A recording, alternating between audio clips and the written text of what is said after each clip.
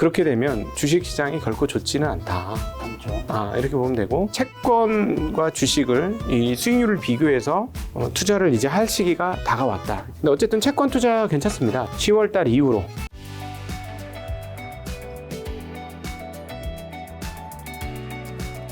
이번 추석은 좀 잘 보내셨나요? 네, 아주 잘 보냈어요. 아, 네, 약해진 몸을 살리려고 네. 열심히 운동했습니다. 추석 때 뭐 친지분들은 좀 만나셨고요. 네, 뭐 처가 본가, 네, 양가. 지원장님처럼 이제 주식 가신 분은 딱 친척분들 만났을 때 바로 이제 그 얘기 안 나올 수 없잖아요. 친척분들이 네. 주식 요거 어떻게 하면 되냐. 요즘 이번에는 어떤 질문이 가장 많았나요? 아마 그 질문이 저희 시청자분이 지점장님한테 하고 싶은 질문이겠죠. 아주 가까운 친인척은 다 저한테 돈을 맡겼고요. 전부 다? 네, 그러니까 아예 물어보지도 않고. 네, 멱살 잡았겠는데요? 아니, 전혀 그렇죠. 그거는 작년에 맡겼으면 멱살을 잡을 수도 있지만 오래전에 맡겼으니까 네네네. 뭐 멱살 잡으면 빼가 이러면 되죠. 못 빼가죠. 네, 못 빼가네. 뭐 그렇진 않고. 하나 안타까운 게 있었어요. 뭐요? 한때 미친 듯이 올라가던 테마주 하나를 갖고 있었는데 네네네. 상장 폐지까지는 아니고 거래 정지가 된 주식을 갖고 있는데 이걸 어떻게 하면 좋을까 하면서 경우의 수를 이 회사가 앞으로 이렇게 되고 저렇게 되고 이렇게 되고 저렇게 되면 이렇게 되고 저렇게 되는데 이거를 그렇게 하면 기존주들은 어떤 피해가 있는지 어쩌고 저쩌고 막 장문에 글을 쓰셨어요. 네네. 저는 어떻게 대답했을까요? 뭔가 희망 회로를 돌리고. 아니요, 그냥 파세요. 그러니까. 파시고 차라리 몇 년을 보시고 이거를 한번 해보세요 하니까 어떤 대답이 나왔을까요?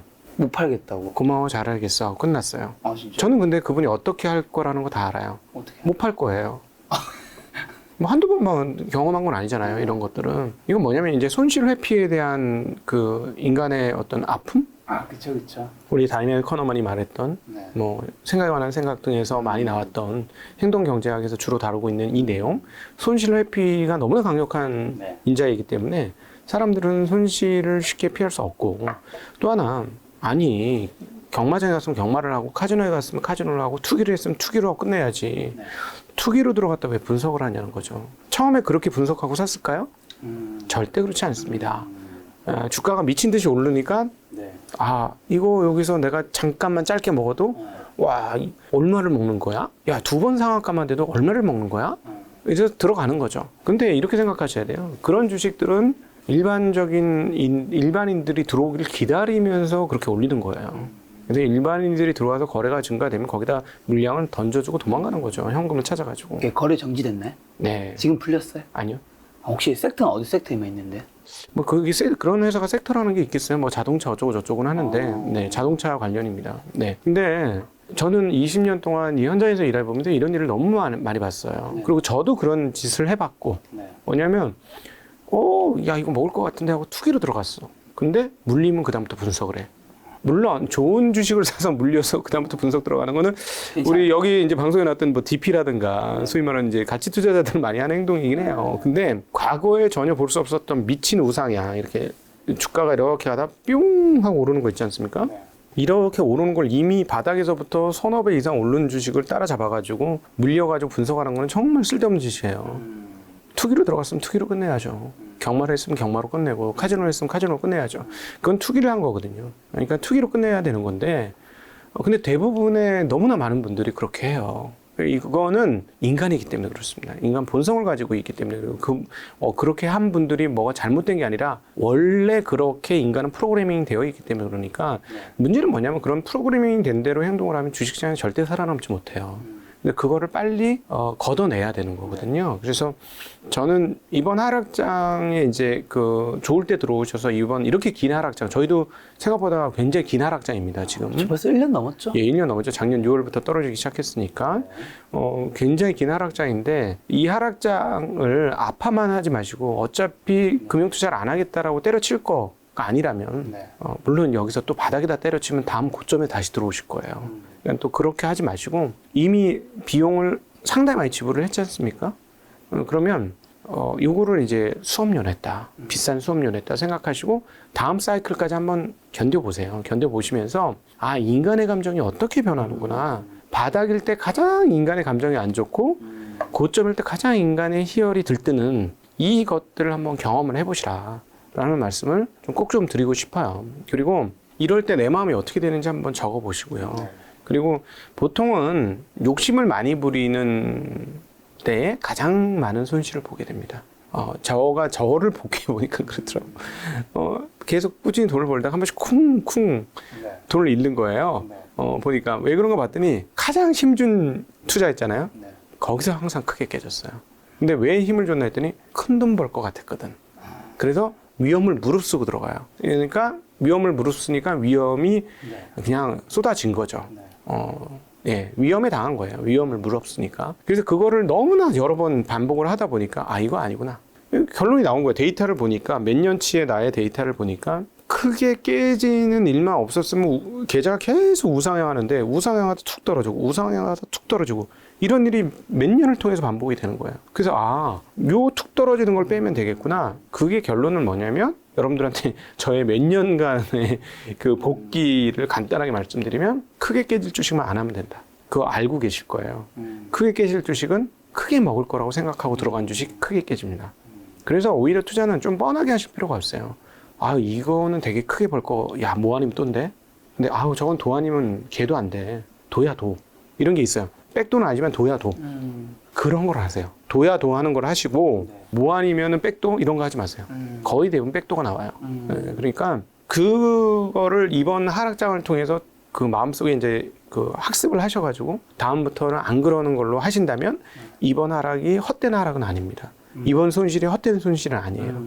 어차피 인플레이션이 계속 당분간 몇 년간 계속이 되어지고 예전 같은 디플레 상황들이 다시 오지 않는다면 투자는 하셔야 되는 거고요. 투자를 하실 거면 빠져나갔다 들어왔다 이렇게 하지 마시고 그냥 몸빵을 하시면서 상승과 하락을 모두 사이클을 한두 번 이상을 경험해 보세요. 그러면 이런 거구나라고 느껴지실 겁니다. 요즘은 옛날처럼 잘하는 사람 찾기 어려운 게 아니라 유튜브가 많잖아요. 물론 그 중에서 골라내야 되는 성관이 있어야 되긴 하지만 요즘 김재가 TV에서도 그렇고 좋은 채널들이 많잖아요.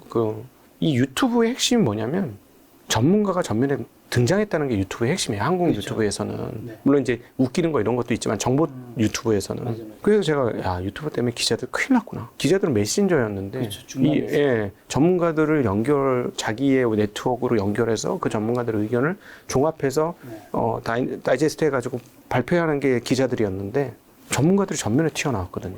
유튜브를 통해서. 그래서 이 유튜브를 잘 활용하셔가지고 이 투자에 도움을 받으시면 분명히 이렇게 이번 사이클과 다음 사이클은 앞으로도 계속 있을 거예요. 죽을 때까지 계속 있을 거니까 그 사이클을 몇 번 경험하다 보면 이렇게 하는 거구나 하고 어떤 투자의 길이 나올 거라는 거죠. 여기서 그럼 두 가지 질문 드리고 싶은 게 지금 지원장이 말씀하신 거는 거래 정지가 될 정도의 문제가 있는 종목을 지금 뒤늦게 처음에 욕심에 들어갔고 뒤늦게 분석을 하는 거는 이미 투기로 들어간 거기 때문에 지금 분석한 건 의미가 없다. 의미 없죠. 다음부터 첫 종목부터 분석을 하고 그렇죠. 매수를 하고 이제 하라는 건데 이제 거래 정지가 이제 된 사유는 되게 다양하겠지만 거래 정지가 됐을 때 어쨌든 이제 상장 폐지가 되기도 하고 이제 풀리잖아요. 그렇죠. 풀렸을 때 어떤 주식은 꼭 팔아야 될까요? 이거는 그냥 풀면 무조건 팔려라. 손해 봤어도. 본업이 없는 회사들이 있어요. 본업이 없고 주가로 장난치는 회사들 있잖아요. 그거는 결국은 사그라듭니다. 그러니까 본업이 없고 그다음에 대주주가 자주 바뀌는 회사들 있잖아요. 아니 어떻게 사업을 하는데 대주주가 바뀔 수 있어요? 오늘은 김 작가 하다가 내일은 정 작가 하다가 모레는 권 작가 하다가 채널이 계속 바뀔 수 있나요? 없죠. 채널이 그렇게 바뀌면 김 작가 채널 어떻게 되겠어요? 망하는 거죠. 그잖아요. 그렇게 되면 안 되는 거거든요. 그러니까 망하는 거죠. 회사가 그러는데 대주주가 매일 바뀐다고 생각해 보세요. 그 회사가 되겠습니까? 대주주가 열심히 노력하고 온갖 혼신의 힘을 다 쏟아 부어서 자기를 갈아 넣어도 성공활동 말동인데 대주주가 계속 바뀐다? 안 되는 거예요. 그런 회사들은 절대 하시면 안 됩니다. 네. 그리고 코스피 3,300부터 지금 작년 6월부터 지금까지 쑥 빠졌잖아요. 그렇죠. 지금까지 급락한 후 좀 돌아봤을 때 우리가 뭘 놓쳤을까요? 우리가 좀 뭘 하긴 했으면 그래도 이 과정에서 좀 덜 잃었거나 뭐 그런 것들도 있었을 것 같은데. 유동성이 사상 최대였다라는 점을 긍정적으로만 해석한 거죠. 너무 많으면 반대급부가 꼭 오는데 이 반대급부에 대해서 충분히 사려 깊게 생각하지 못했고 근데 이거는 인간의 본성이라서 그렇게 안 하고 싶지만 어쩔 수 없어. 취해요. 유동성은 술과 같아. 많이 먹으면 다들 좋아. 기분 좋아. 모두가 사랑스러워. 그리고 결국은 술이 깰 때 엄청난 숙취가 난다는 거죠. 유동성이 오바이트도 좀 하고. 그렇죠. 유동성이 꼭 그렇습니다. 유동성은 그렇고 저희가 이제 그거를 놓쳤던 부분이 있고 또 지금 와서 많이 당하신 분들은 앞서 얘기했던 거하고 결이 같죠. 인기 좋은 종목, 네. 눈에도 보기 좋고 먹기도 좋아 보이는 놈들만 찾은 거. 그러니까 이거는 단기적인 시각으로 좋아 보이는 놈들을 하려면 처음부터 끝까지 단기적으로 해야 돼요. 그게 무슨 말이냐면 그냥 아예 난 트레이딩 또는 스캘핑을 하겠다라고 마음 먹고 아니면 바로 자르고 기면 또뭐 추가로 했다 들어갔다 나왔다 들어갔다 이렇게 아예 하던가 아니면 이거 좋아 보여 해가지고 들어가면 절단 나는 경우가 너무 많죠. 네. 근데 그게 지수가 많이 올라가고 유동성이 많을 때 그런 주식은 정말 위험한 거예요. 회사 자체가 나쁜 건 아니에요. 카카오 얼마나 좋은 회사입니까? 좋은 회사죠. 이렇게 당할지 누가 알았습니까? 네. 그렇죠? 뭐 카카오뱅크 뭐 다 마찬가지. 네. 되게 잘하거든요. 네. 써보면 훌륭합니다. 그럼에도 불구하고 항상 그렇지만 일반인들 관점에서 일반인들이 덜 다치면서 투자하는 방법을 알려드리면 스캘핑을 해서 뭐 트레이딩을 많이 해가지고 좋은 결과 얻는 것도 되게 좋아요. 근데 네. 그거는 정말 특수한 동물적 감각을 가진 몇몇 분들한테만 허락된 영역이에요. 그래서 일반인들은 자기 일도 하고 투자를 하면서 같이 병행을 하려면 철저하게 안전장치가 좀 되어 있고 그다음에 덜 깨질 수 있는 거 네. 이거 그러니까 항상 방패를 먼저 써야 된다. 여기서는 창 가지고 하면 방패 없이 창 쓰는 것만 연습하다가는 내가 뭐 그 전쟁에서 여러 번 승리했다고 할지라도 딱 한 번 찔리는 순간 나의 목숨이 위태로울 수 있다. 그래서 항상 방패를 먼저 해야 된다는 거를 뭐 이번 하락 과정을 통해서 꼭 경험을 하시면 좋을 것 같습니다. 그러면 다음번에 기회가 있습니다. 분명히. 예. 자, 현재 한국 증시랑 미국 증시 지금 장님 어떻게 좀 점검하고 계신가요? 지금 벌써 이제 9월 중순 말인데. 네, 지금 한국 주식, 미국 주식 모두 한 세계 금융 주시장 모두 핵심은 저거죠. 이제 유동성을 결정하는 금리 네. 어떻게 될 것이냐이고 뭐 저희 채널에서는 거의 매일같이 연준 얘기를 하는데 연준의 위력에 대해서 아마 한국 분들은 뼈저리게 느끼셨을 겁니다. 아마 한국의 금융 IQ가 이번 2020년과 2022년 이 과정을 통해서 엄청나게 올라왔을 거라고 봐요. 그렇죠.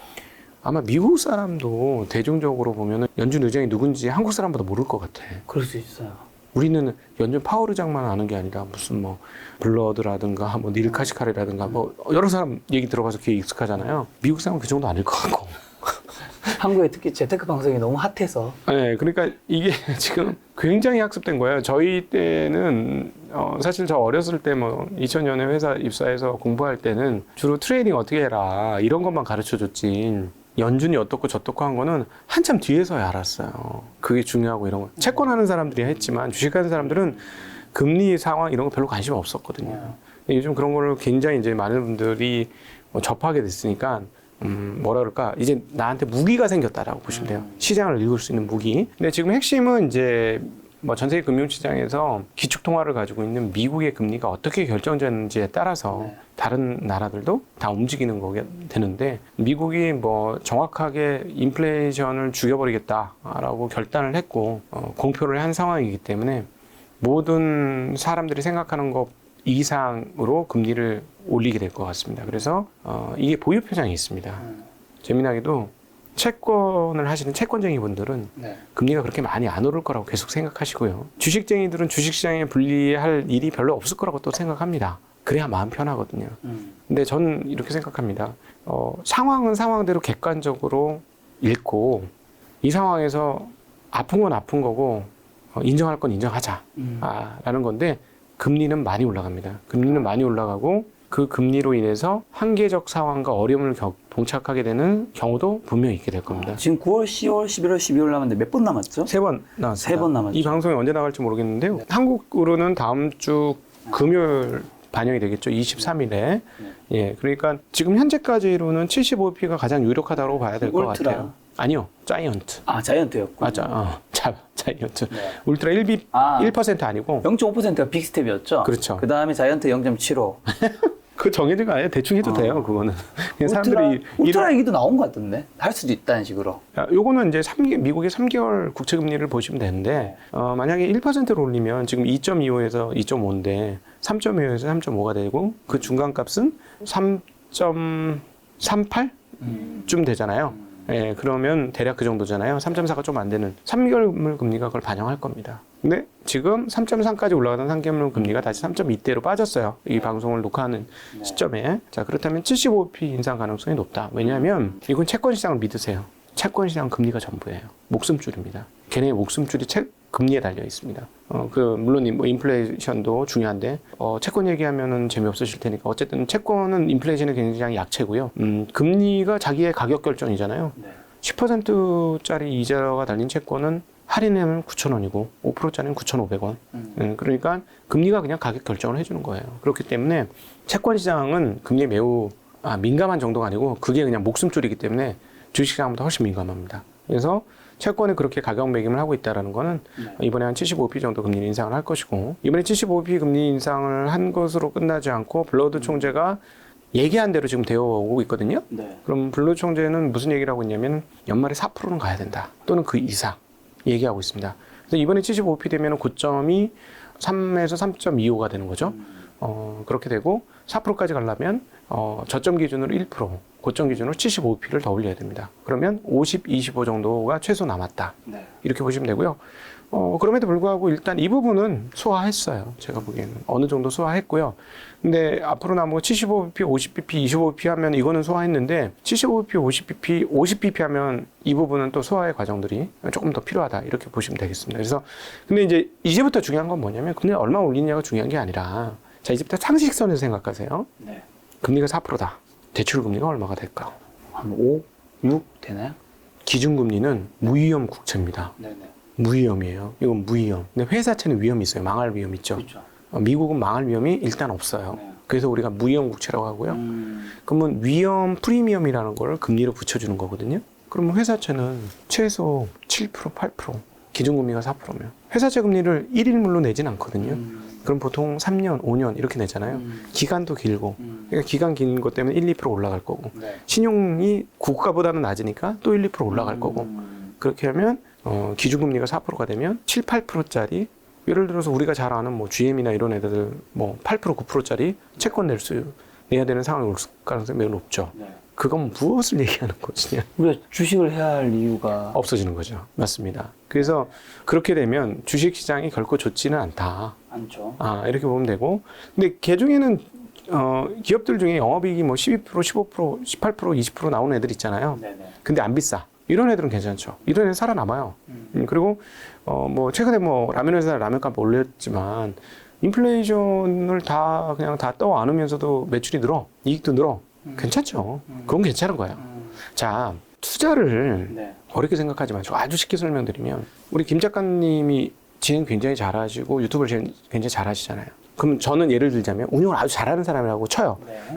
저는 아주 잘하지는 못하고 한 보통 하는 것 같습니다. 네네. 근데 그렇게 잘하는 사람이에요. 그러면 어떤 사람이 와서 돈을 김 작가님한테 맡기고 유튜브 운영을 저한테 하라 그래. 그럼 제대로 된 이상하게. 진도인가요? 잘못된 길을 들어온 거죠. 그렇죠. 그러면 안 되는 거죠. 네네. 그럼 어떻게 해야 돼요? 유튜브는 김 작가님한테 맡기고 그렇죠. 자금은 저한테 맡겨야 되는 거죠. 네. 그게 옳은 길이잖아요. 옳은 거죠. 그래야 최고의 효용이 나오는 거잖아요. 그렇죠. 주식 투자도 그렇게 생각하셔야 돼요. 네. 내가 사업하는 것보다 더 사업 잘할 애한테 내 돈을 몰아주는 거예요. 지점장님 돈 맡기라고요? PI 시간인가요? 본인이 하시는 것보다는 네, 아니 저 아주 신한금융 투자입니다. 아주 지점이 어디시죠? 강북센터. 강북센터입니다. 네, 아주 여러분. 스페셜하게 뭐 하지는 않고요. 올해 깨졌어요. 저 네. 올해 저 깨졌고 기다려봐라. 내가 연말 전까지 올린다. 네. 근데 어쨌든 그 생각으로 투자를 꼭 하셨으면 좋겠어요. 일반인들은 시간에 구애받지 않기 때문에 가능합니다. 그러니까 부동산을 사고 싶어. 근데 요즘 부동산 떨어진다 걱정하잖아. 그러면 부동산 이따만큼 갖고 있는데 하나도 평가 안 된 거. 부동산만 팔아도 기업 가치의 서너 배 이상을 버는 회사. 이런 회사를 부동산 대신하는 거고. 부동산 샀다고 생각하세요. 대신에 매일 시세 보지 마세요. 아니 부동산 사놓고 매일 부동산 문 열어. 아저씨 얼마예요? 이러지 않잖아요. 그러니까 그런 개념으로 하시고. 그다음에 이제 내가 무슨 사업을 하려고 그래. 근데 사업에서 성공할 수 있는 확률은 5% 미만이지 않습니까? 너무 낮죠, 너무 낮죠. 그렇죠? 그러면 내가 하고 싶은 사업을 가장 잘하고 있는데 저평가받은 기업을 투자하는 거죠, 차라리. 그런 방식으로 투자를 해보시길 정말 간곡하게 부탁을 드립니다. 그렇게 하면 좋은 개인들이 전문 투자자들보다도 좋은 결과 얻을 확률이 높아집니다. 그럼 그런 주식 빼고는 지금 이제 금리가 4% 만약에 결정된다면 나중에 연말에 그다음에 이제 대출금리 뭐 7, 8%에서 주식시장이 안 좋다고 하셨으니까 네. 대부분의 주식은 가급적이면 안 사길 바라는 뉘앙스이신 것 같네요. 뭐 몇몇 종목들은 사도 되는 게 있겠지만 전반적으로는 한국의 10월달 금통위 이후부터는 채권도 괜찮으실 것 같아요. 이제는 그러니까 채권은 장점이 뭐냐면은 끝까지 기다리면 원금은 받아. 물론 이제 유통 주식을 사는 건 또 전혀 다른 문제입니다. 유통 채권을 사는 거는 10,000원이 기준가예요. 10,000원보다 비싸게 사시면은 10,000원만 받아요. 10,000원만. 그건 꼭 기억하세요. 무조건 정해진 돈만 줍니다. 채권은. 그리고 중간중간에 이자를 줍니다. 그래서 뭐 그 채권을 투자하는 방법은 다양해요. 뭐 예를 들어서 내가 종합소득 그 과세 대상자면 뭐 한 48% 뭐 세금을 내면 이자는 적고 할인된 채권 이런 거 좋겠죠? 그러면은 할인해서 9,500원이 10,000원 되는 건 세금 안 내거든요. 근데 한 2% 이자를 줘요. 2%에 대해서만 세금을 내면 되는 거거든요. 그럼 이자가 얼마 안 되잖아요. 뭐 이런 거 좋아요. 뭐 이렇게 하는 거라든가 아니면 일반인들 나는 뭐 어차피 뭐 종합과세 대상자 아니니까 이러면 뭐 6, 7%짜리 되게 괜찮은 회사가 나왔어. 한 7% 이상인데 뭐 예를 들어서 무슨 카드사 이 카드사 안 망할 것 같은데 근데 한 2년이래. 뭐 이런 거 괜찮죠. 그런 거 투자하시는 것도 좋을 것 같아요. 제 생각에는. 근데 채권 판매를 지금 금융회사들이, 증권회사들이 꽤 많이 했습니다. 올해 후반기에 산 거는 그나마 좀 괜찮고요. 올해 전반기에 산 4년물, 5년물짜리는 좀 안 좋을 거예요. 금리가 올라오기 전에 걸 거거든요. 그래서 항상 우리 투자하시는 분들은 그거에 대한 그 어떤 구분할 수 있는 눈은 가지셔야 되는 거고. 근데 어쨌든 채권 투자 괜찮습니다. 제가 보기에는 10월 달 이후로 채권 투자 괜찮아서 뭐 그렇게 하는 방법은 권해드리는 방법, 괜찮은 투자 방법이니까 권해드리는 방법이고 주식 투자는 이렇게 보시면 돼요. 주식과 채권 원래 투자라는 거는 기본은 주식과 채권을 비교해서 어디가 좋은지를 결정해서 투자하는 거예요. 그래서 두 개의 수익률을 따지는 겁니다. 이렇게 하는 거고 단 채권은 기업이 망할 거냐 안 망할 거냐를 따져서 해야 되고 주식은 떨어질 거냐 안 떨어질 거냐 지금 비싸냐 안 비싸냐를 따져서 해야 되는 거예요. 이 차이가 있고 또 하나의 변수는 그 옆에 변수가 인플레이션이라는 변수가 있습니다. 인플레이션이 높으면 예를 들어 인플레이션이 10%예요. 채권에서 5% 줘요. 5% 이자 받았어요. 좋은가요? 안 좋은 거잖아요. 그래서 채권은 인플레이션 시대는 굉장히 안 좋아요. 이 부분은 감안하셔야 돼요. 채권의 이 부분 꼭 감안하셔야 되고 반면 주식은 인플레이션에는 좀 강자예요. 앞서 라면 얘기를 드렸고 요즘에 초코파이 오리온 15% 올렸어요. 그렇죠? 이거는 가격을 올렸는데 판매가 안 줄어? 그럼 얘네가 승자야. 그렇죠. 얘네가 위너인 거예요. 주가는 또 다른 얘기입니다. 제품과 매출에 대한 이야기만 여기 드리는 거예요.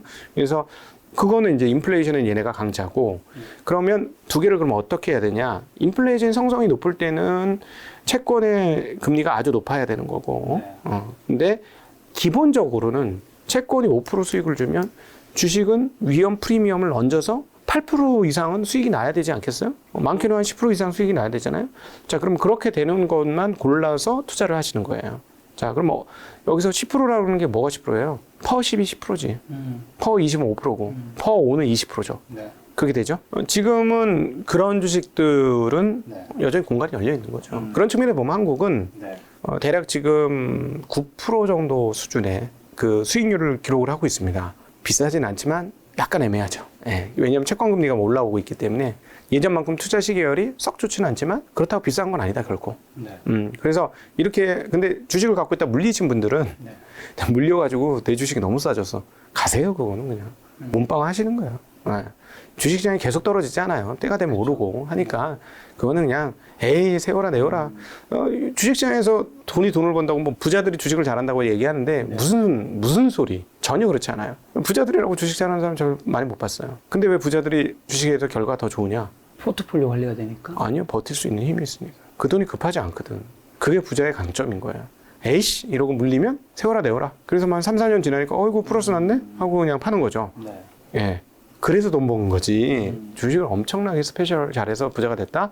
그거는 뭐 여기에 나와야지 그런 분들은. 그렇습니다. 그래서 개인들이 가지고 있는 강력한 힘은 손실을 확정짓지 않으면 버티면 된다는 건데 비싸지 않은 주식이라면 내가 사서 많이 물렸다. 근데 이 회사가 매출이나 이익이 줄지 않고 계속 유지가 될 거고 오히려 늘어난다. 그런 회사는 뭐 더 사시든가 물타기를 더 하시든가 진짜 쌀 때 그렇게 비쌀 때도 샀는데 왜 쌀 때 왜 못 사? 좋은 회사면 그쵸? 원래 주식은 싸게 사서 비싸게 파는 거잖아요. 어떻게 보면 그러니까 그렇게 그런 관점으로 좀 긴 안목으로 보셨으면 좋겠어요. 어차피 뭐 재테크 안 하고 살 수 있다. 뭐 그래 나 이제 주식은 지긋지긋하다 이러시는 분도 있는데 일단 드리고 싶은 말은 제가 너무 많이 경험했는데 저점에 나가신 분들은 고점에 들어옵니다. 그냥 차라리 그냥 다음 고점 올 때까지 그게 2년이 될지 3년이 될지 4년이 될지 모르지만 다음 고점 올 때까지 몸빵하면서 개겨보는 것도 방법이에요. 근데 저는 옛날보다는 좀 짧은 시기에 고점이 올 거라고 봐요. 왜냐하면 정책적으로 일부러 유동성이 주식시장에 못 가도록 조장을 하지 않는 한 주식시장으로 돈이 들어오게 되어 있습니다. 왜냐하면 총 유동량은 늘어나잖아요. 그렇죠. 네, 총 유동량은 늘어나고 게다가 퇴직연금도 늘어나잖아요. 네. 퇴직연금이 이제 300인 이상 사업장에 있어서는 수익률 관리를 하게 되어 있어요. 근데 채권 사서 수익률 관리를 다 할 수 있다? 잘 모르겠거든요. 그럼 일부 주식 편입이 될 겁니다. 그러면 이제 주식의 그 수급도 국민연금은 앞으로 좋아진다는 보장은 없지만 다른 쪽으로는 좋아지니까 네, 긍정적으로 보시면 좋겠고 게다가 후지긴 했지만 한국은 연평균 3% 정도는 오릅니다. 네, 미국은 한 9% 정도 오르죠. 네. 네, 그래서 미국이 좋은 시장인 거예요. 그래서 전 미국 공부를 해보면 좀 기가 찬 경우가 있어요. 주식을 잘 모르는데 전문가처럼 말씀하시는 분들이 꽤 있어요. 그건 시장이 좋아서 그렇게 된 거거든요. 사실은 뭐 횡보장 또는 이렇게 박스장 이게 저는 투자 실력을 결정하는 중요한 그 어떤 시기란 뭐라 그러나 기간이라는 생각이 들어요. 그러니까 진짜 전문가를 진검승부를 하는 도장은 네. 우상향하는 시장이 아니고 그때는 너나 나나 다 잘하니까 물론 진짜 최절정 고수는 하락은 다 빠지고 먹을 건 다 먹고 하는 사람이 최절정 고수겠죠. 아마 평생 살아가도 그런 사람들은 만나기가 손가락으로 꼽으실 거예요. 별로 없으실 거고요. 있긴 있어요. 네. 있습니다. 근데 보통은 먹을 때 먹고 깨질 때 깨지는데 누적해서 플러스 나는 사람이 대부분입니다. 네. 근데 그 플러스 폭이 높으면 잘하는 실력이고 적으면 좀 덜 잘하는 거고 근데 어쨌든 플러스가 있으면 괜찮은 거죠. 그래서 이 지금 박스장이 이렇게 된다면 향후에 이 박스장에서는 진검승부가 되는 거예요. 그 사람이 진짜인지 가짜인지가 드러나는 그런 기간이 될 건데 그러니까 어쨌든 개인들은 그런 진검승부 하지 않고 네. 그냥 쭉 버텨서 다음 사이클 올 때까지 기다리는 것도 네. 지겹긴 하지만 방법 중에 하나다. 내가 심리가 불안해서 던지는 거는 대체적으로 잘못 던지는 거고 네. 내가 심리가 뜨거워서 사는 거는 또 대체로 잘못 사는 거니 네. 위쪽에서 실수했다면 밑쪽에서는 실수하지 말자라는 말씀을 드리고 싶고 그다음에 이제 채권과 주식을 이 수익률을 비교해서 투자를 이제 할 시기가 다가왔다. 네. 제가 올해 상반기까지만 해도 절대 채권하면 안 됩니다라고 얘기했어요. 제가 주식 전망보다 그 전망을 더 잘한 것 같아. 상반기 초반에 진짜 채권 절대 하시면 안 됩니다. 진짜 위험합니다라는 얘기 여러 번 했거든요. 하신 분들 지금 다 골로 갔죠. 근데 그럼에도 불구하고 채권의 장점은 만기까지 있으면은 네. 정해진 돈은 준다는 거 망하지만 않으면. 그건 장점이에요. 그래서 채권 투자는 한번 해보시라고 권해드리고 있는 게 채권은 실수해도 버티면 완전 비슷하게 오거든요. 최악으로 잘못 사지 않으면. 네. 그러니까 채권 투자는 한번 꼭 해보시라는 말씀을 전하고는 싶습니다.